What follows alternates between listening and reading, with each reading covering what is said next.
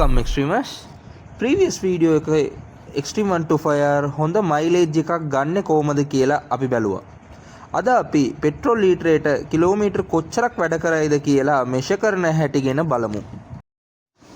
BS2 BS3 වගේ කාබරේටර් bike එකේ නම් reserve on කියලා ස්විච් එක තියෙනවා. හරිද? ඒක නිසා කලින් අපි on tank එකේ තියෙන පෙට්‍රෝල් එක reserve වෙනකන් reserve switch එක දානකන් අපි කලින් දුවන්න ඕන.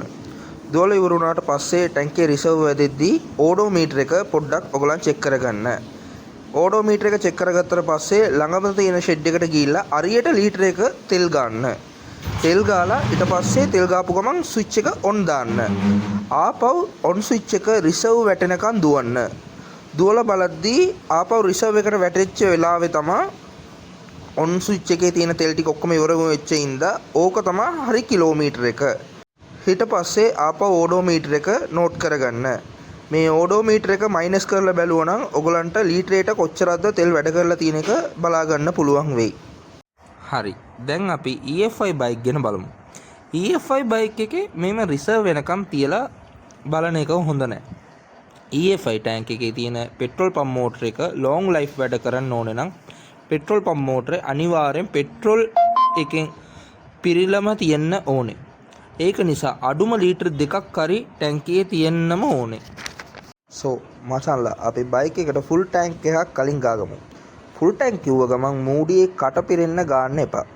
පෙට්‍රෝල් කටට කිට්ටු වෙන්න තරමට ගැව්වොත් හොඳටම ඇති. අනිවාර්යෙන් බ්‍රීතිං වලට පොඩි ගැප් එකක් තියලම ෆුල් ටැංක් එක ගාගන්න. මම ඕක ගැන පස්සේ වෙලාවක ඔය කතා කරන්නම්. ඒකින්ද මේ අනිවාර්යයෙන් ගැප් එකක් තියාගන්න. ඒ වගේම අර ගාලා ඒ කියන්නේ ගැප් එකක් තියලා ගන්නවනේ. ඒ ගාන එක හරියට නෝට් කරගන්න. ආපහු ඔයගොල්ලන් ෆුල් ටැංක් එක ගාද්දී ওই ගාන තමයි ගා ගන්න ඕනේ. ඒක නිසා තමයි ඔය ගැප් එක හොඳට නෝට් කරලා තියාගන්න.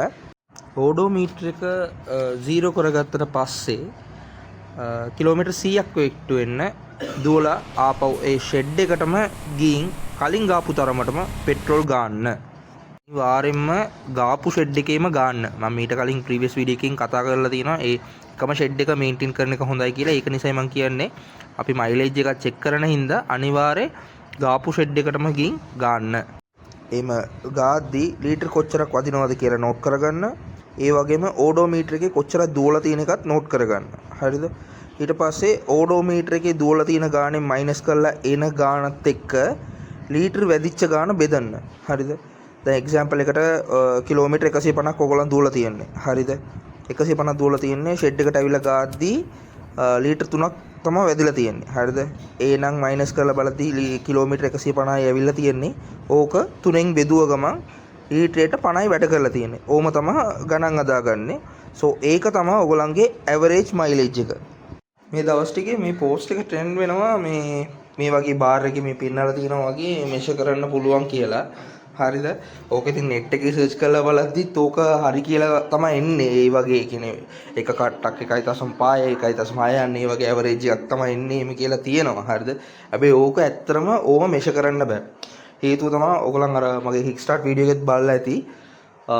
අපි ඇවිල්ලා මේන් ස්ටෑන්ඩ් එකේ ඉඳන් සයිඩ් ස්ටෑන්ඩ් එක ගාලා එන්ජින් ඔයිල් එක චෙක් කරන්න බෑ. ඒ වගේමයි ටැංක් එකක්. හරිද? දැන් ටැංක් එකේ ඔයගොල්ලන් ඇවිල්ලා හොඳට බලන්න අයියෙන් යද්දී ලීටර් පෙන්නන ගානයි එමින් යද්දී ඔයගොල්ලන්ගේ මොනවාද බාර් එක පෙට්‍රෝල් බාර් එක පෙන්නන ගානයි වෙනස්. ඒ වගේම දැන් ඔයගොල්ලන් ෆුල් ටැංක් කිට්ටු වෙන්න ගාලා තියෙද්දී හරිද? ඔයගොල්ලන් සයිඩ් ස්ටෑන්ඩ් දානවනේ.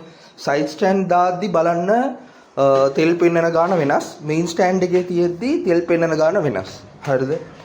අනිවාර්යෙන් ඔයගොල්ලන්ට තියෙන්නේ එකම ක්‍රමයයි තෙල් බලන්න. අනිවාර්යයෙන් මේ වගේ තමයි ඔයගොල්ලන් ෆුල් ටැංක් එක ගාලා තමයි තෙල් එක බලා ගන්න ඕනේ.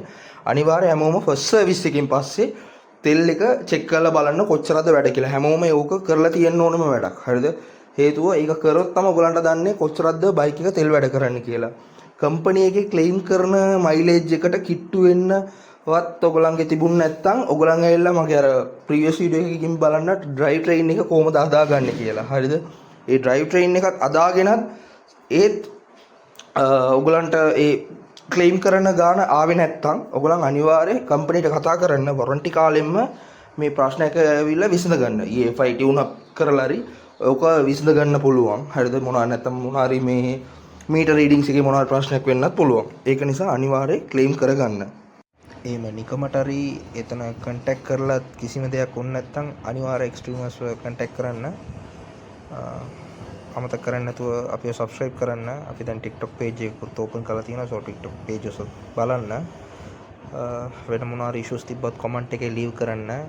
තවත් තුඟක් ඩිස්කෂන්ස් පටන් ගමු. තවත් හොඳට කතා කරමු. කතා කරන තමයි මැදම එළියට එන්නේ. so ආපහු තව හොඳ වීඩියෝ එකකින් නැවත හම්බෙමු. see you soon extremers.